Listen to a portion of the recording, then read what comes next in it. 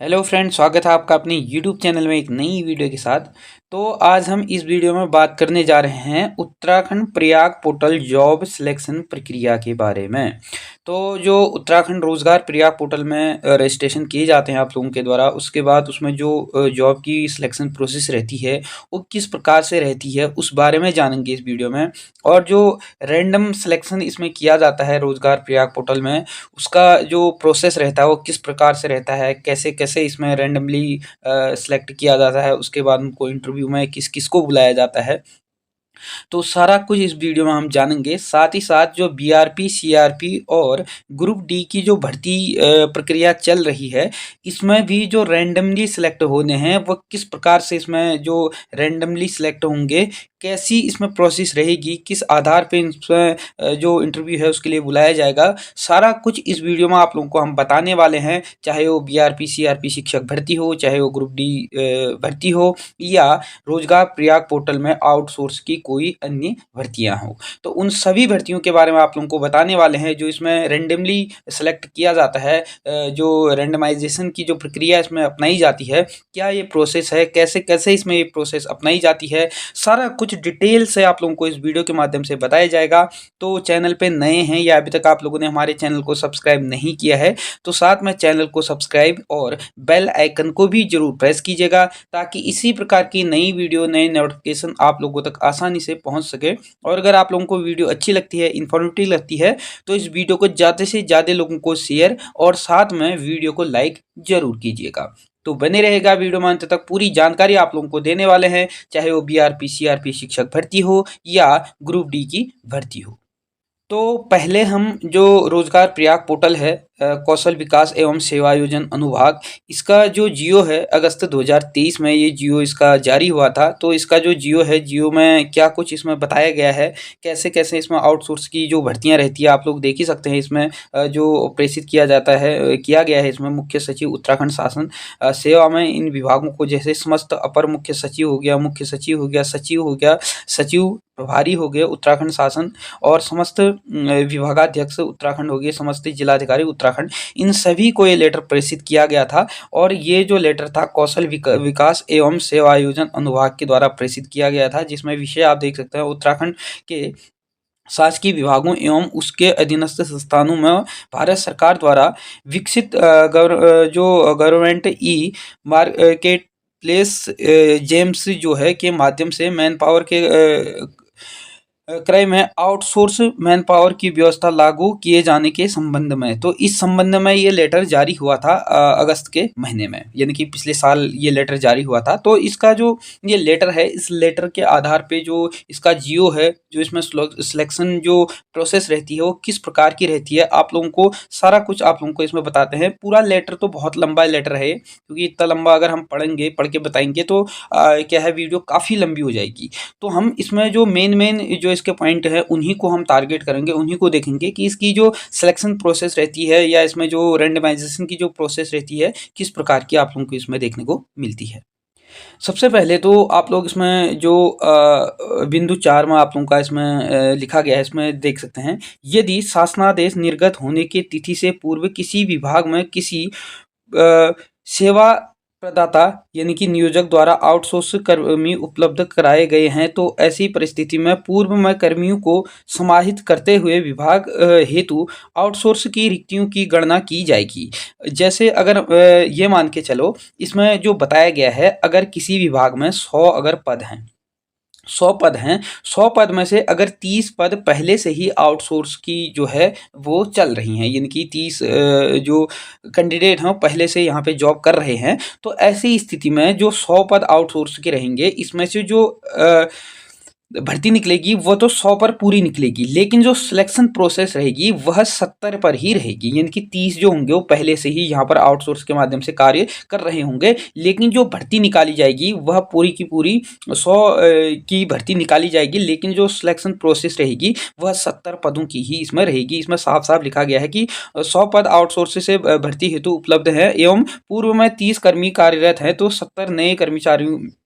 जो कर्मी हैं भर्ती आउटसोर्स के माध्यम से की जानी है। तो सेवा पोर्टल में कुल जो पदों की संख्या दर्शाई जाएगी वह 100 दर्शाई जाएगी। इनकी पोर्टल में कुल पदों की संख्या 100 दर्शाई जाएगी और 70 पदों के सापेक्ष इसमें जो है भर्ती प्रोसेस की जाएगी, लेकिन 30 जो होंगे वो पहले से इसमें कार्यरत होंगे। तो इस आधार पर आप लोगों का इसमें जो है जो सिलेक्शन प्रोसेस रहेगी वो जो विज्ञप्तियां रहती है इस प्रकार से इसमें रहती हैं। अब इसमें जो 10 नंबर में दिया है आप इसमें देख सकते हैं, इन अर्ह अभ्यर्थियों की संख्या सेवा प्रदाता यानी कि जो नियोजक होगा को भी प्रदर्शित होंगी यदि पोर्टल पर कम अभ्यर्थी उपलब्ध हैं, और सेवा प्रदाता का यह दायित्व होता है कि वह व्यापक प्रचार प्रसार कर पोर्टल पर अधिक से अधिक जो अभ्यर्थी हों उनका पंजीकरण करवाए। साथ ही साथ इसमें कहा गया है कि आवेदन करने की अंतिम तिथि तक रिक्ति के सापेक्ष पूर्ण आवेदन प्राप्त नहीं होने पर सेवा प्रदाता द्वारा जो दूसरी बार इसमें तिथि बढ़ाए जाने की कार्रवाई की जाएगी। इस प्रकार दूसरी बार पूर्ण आवेदन प्राप्त नहीं होने में सेवा प्रदाता द्वारा तीसरी या अंतिम बार रिक्त जो होंगी के रिक्तियां जो होंगी वो प्रदर्शित कर करके इसमें जो तिथि है इसमें बढ़ाई जाएगी। इन आवेदन हेतु भी न्यूनतम जो होगा 7 दिन का समय इसमें दिया जाएगा। इनके आवेदन करने हेतु भी जो नई तिथि बढ़ाई जाएगी उसके अनुसार 7 दिन का इसमें फिर से समय दिया जाएगा, और आवेदन की अंतिम तिथि को निम्न कारणों से बढ़ाया जा सकता है। इनके आवेदन करने के कारण जो रहेंगे बढ़ाने के, नंबर 1 तो इसमें प्रशासनिक कारण हो सकता है, नंबर 2 वांछनीय संख्या में अभ्यर्थी रिक्तियों के सापेक्ष 6 यानी कि 1/6 में वर्णित द्वारा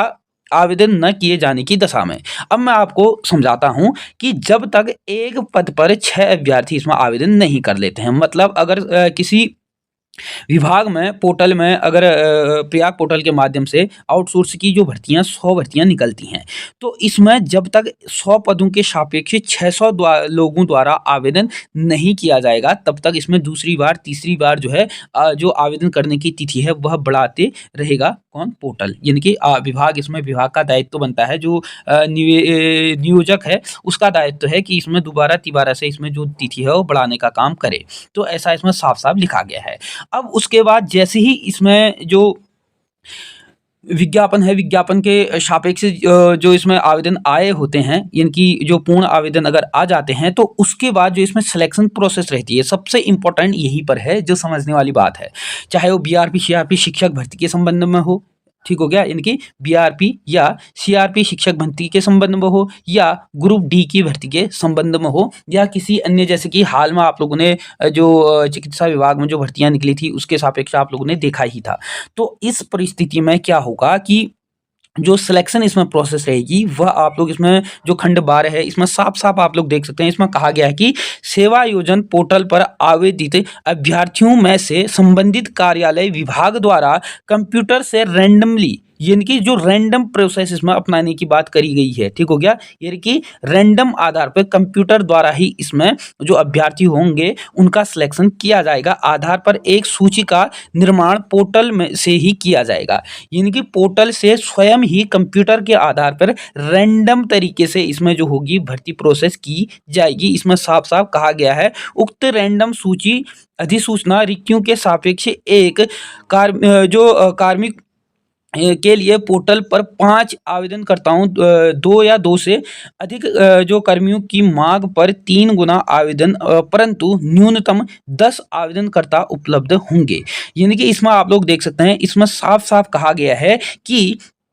अगर जो रैंडम प्रोसेस होगी, यानी कि इसमें साफ कहा गया है कि रैंडम प्रोसेस तो होगी ही होगी, इसके सापेक्ष जो कंप्यूटर इसमें सेलेक्ट करेगा वह एक पद के सापेक्ष कम से कम 3 अभ्यर्थियों को बुलाएगा। यानी कि एक पद के सापेक्ष अगर 100 लोगों का लिए आवेदन किया है, 100 लोगों ने आवेदन किया है या 600 लोगों ने आवेदन किया है, सपोज दैट 600 लोगों ने 100 पदों के सापेक्ष आवेदन किया है,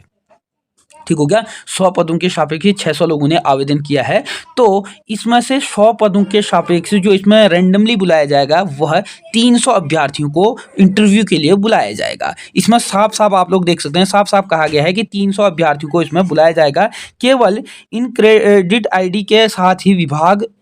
एवं जो सेवा प्रदाता होगा को ही उपलब्ध होगी, यानी कि इसमें सेवा प्रदाता को ही उपलब्ध कराने की इसमें बात कही गई है। इसमें साफ साफ आप लोग देख सकते हैं कि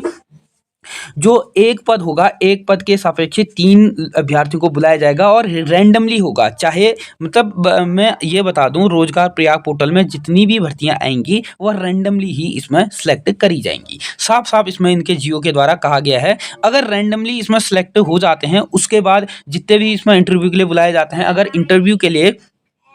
सपोज दैट इसमें 300 को बुलाया जाता है 100 पदों के सापेक्ष, तो इसमें से अगर 50 अभ्यर्थी ही जो रहते हैं इसमें योग्य रहते हैं, 50 पद फिर से खाली होते हैं, तो फिर से इसमें 50 पदों के सापेक्ष जो दूसरी वेटिंग लिस्ट होगी वो जारी की जाएगी। यानी कि 50 पदों के सापेक्ष दूसरी वेटिंग लिस्ट, यानी कि 3 गुना अभ्यर्थियों को बुलाया जाएगा, यानी कि फिर 50 पदों के सापेक्ष 150 अभ्यर्थियों को फिर से इसमें बुलाया जाएगा। तो ऐसे-ऐसे करके जितने अभ्यर्थी बचते रहेंगे उतने अभ्यर्थियों के सापेक्ष, जैसे लास्ट में 10 बच जाते हैं, 10 के सापेक्ष फिर 30 अभ्यर्थियों को और दोबारा से इसमें इंटरव्यू के लिए बुलाया जाएगा। तो पहले मैं आप लोगों को ये बता दूं कि पहले जो सिलेक्शन प्रोसेस रहेगी वो आपके किस्मत पे आधारित रहेगी। उसके बाद जैसे ही रैंडमली आपका नाम आ जाता है तो उसके बाद जो इंटरव्यू होगा, फिर उसके बाद इंटरव्यू के आधार पे या मेरिट के आधार पे आपको सिलेक्शन इसमें दिया जाएगा।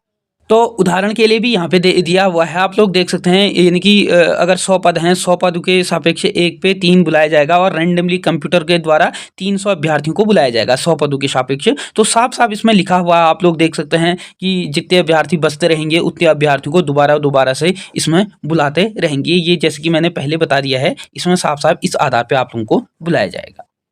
फिर उसके बाद आप लोग इसमें देख सकते हैं उपरोक्तानुसार चयन प्रक्रिया पूर्ण हो जाने पर सेवा जो प्रदाता होगा, सेवा द्वारा जो जांच आईडी के माध्यम से अंतिम रूप से चयनित अभ्यर्थियों को पोर्टल पर डाउनलोड के लिए जो इनका भी सिलेक्शन होगा डाउनलोड किए जाएंगे, जिसके निम्नलिखित विवरण जिस पर दिए रहेंगे। यानी कि इस पर जैसे ये तो जब सिलेक्शन हो जाएगा, सिलेक्शन होने के बाद आप लोगों को फिर आपकी एक मेरिट सूची बनेगी। मेरिट सूची चयनित जो अभ्यर्थी रहेंगे इंटरव्यू के लिए, उनकी जो पोर्टल पे ही आप लोगों को डाउनलोड करने के लिए सूची मिल जाएगी। उसके सापेक्ष आप लोग डाउनलोड करके फिर उसके बाद आप लोगों का जो डाउनलोड के लिए आप लोग देख सकते हैं, सेवा प्रदाता नियोजक का विवरण इसमें दिया होगा, विभाग का नाम दिया होगा, मांग का विवरण भी दिया होगा, रिपोर्ट की जो विशिष्टता होगी वो भी दी होगी, रिक्तियाँ अपलोड कराने की अंतिम तिथि, और ये सारा कुछ इसमें विवरण दिया होगा। इस आधार पे फिर आप लोगों का जो होगा चयन जो प्रक्रिया होगी वह यहाँ पे की जाएगी। तो ये पहले तो इसमें साफ-साफ कहा गया है कि चाहे बीआरबी, सीआरपी शिक्षक भर्ती हो, चाहे ग्रुप डी की भर्ती हो या कोई भी अन्य भर्ती होंगी, सभी में जो प्रोसेस सिलेक्शन रहेगी वह रैंडम ही होगा। फिर से मैं आप लोगों को बता देता हूँ, प्रयाग पोर्टल के माध्यम से जितनी भी भर्तियाँ होंगी वो सारी रैंडमली होगी। फिर इसमें साफ-साफ इनके जियो में कहा गया है कि अगर किसी भी जो अभ्यर्थी होगा उसका सिलेक्शन अगर इसमें किसी कारण से नहीं होता है या रैंडमली उसकी जो मेरिट थी वो काफ़ी अच्छी थी लेकिन रैंडमली प्रोसेस में उसका नाम नहीं आता है, तो ऐसी स्थिति में वह किसी भी न्यायालय या किसी भी अन्य प्रकार की जो कानूनी सहायता है वह नहीं ले सकता है। इसके जियो में साफ-साफ कहा गया है कि आप लोगों का सिलेक्शन नहीं होने की दशा में आप किसी भी प्रकार का कोई भी जो कानूनी जो सलाह रहेगी वह आप लोग नहीं ले पाएंगे। आप लोग किसी भी कोर्ट में भी या किसी भी न्यायालय में नहीं जा सकते हैं। इसके जियो में साफ-साफ कहा गया है, यानी कि जो ये भर्ती रहेंगी, जितनी भी ये भर्ती हैं रैंडमली ही होनी है और रैंडमली जो भर्ती होती है उसमें आप लोगों को पता ही है कि वो किस्मत पे आधारित रहेंगी। जिसकी किस्मत अच्छी होगी उसका रैंडमली नाम आ जाएगा।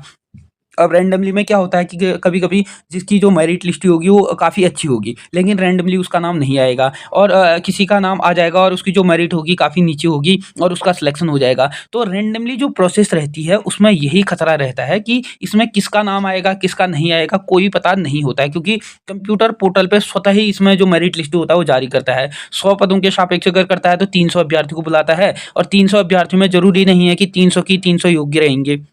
हो सकता है मेरिट में वो 50 ही उसमें से 100 के सापेक्ष 85 पदों का सिलेक्शन हो पाए। तो ऐसी स्थिति में क्या रहता है, फिर दोबारा से जो भर्ती है वो इसमें भर्ती के लिए दोबारा से इसमें रैंडमली और एक सूची निकाली जाती है। फिर भी अगर 25 बच जाते हैं तो 25 के सापेक्ष फिर 75 का निकाली जाएगी। मतलब इसमें अगर मान लें कि अगर आप लोग इसमें क्राइटेरिया है फुलफिल नहीं करते हैं तो ऐसी स्थिति में जो है इसमें बार-बार जब तक इसमें पूर्ण नहीं हो जाए, इनकी 100 पद अगर निकले हैं, 100 पद पूर्ण जब तक नहीं हो जाए तब तक इसमें रैंडमली जो प्रोसेस होती है, जो वेटिंग लिस्ट होती है वो जारी होते रहती है। तो ये थी रैंडमली जो भर्ती हो रही है प्रयाग पोर्टल के माध्यम से उसकी जानकारी। अब हम बात करते हैं बीआरपी और सीआरपी भर्ती। जैसे कि आप लोगों को कल परसों जो शिक्षा विभाग और मंत्री के द्वारा बैठक ली गई थी, इसमें कहा गया है कि 1 माह के अंतर्गत इसमें जो भर्ती है वो करनी है। तो 1 माह के अंतर्गत ये मान के चलें आप लोग इस हफ्ते लास्ट तक या अगले महीने यानी कि अक्टूबर फर्स्ट वीक तक आप लोगों को बीआरपी और सीआरपी में जो लिस्ट है वो आप लोगों को देखने को मिल जाए, और अगले महीने ही आप लोगों को फर्स्ट वीक में ही ग्रुप डी की भर्ती देखने को मिल जाए। तो जैसे ही कोई नई अपडेट, नई जानकारी आएंगी तो आप लोगों को सीधे सीधे हमारे चैनल के माध्यम से देखने को मिल जाएगी। चैनल पे नए हैं या अभी तक आप लोगों ने हमारे चैनल को सब्सक्राइब नहीं किया है तो साथ में चैनल को सब्सक्राइब और बेल आइकन को जरूर प्रेस कीजिएगा। वीडियो अच्छी लगी, इन्फॉर्मेटिव लगी तो इस वीडियो को ज़्यादा से ज़्यादा लोगों को शेयर और वीडियो को साथ में लाइक भी जरूर कीजिएगा। धन्यवाद।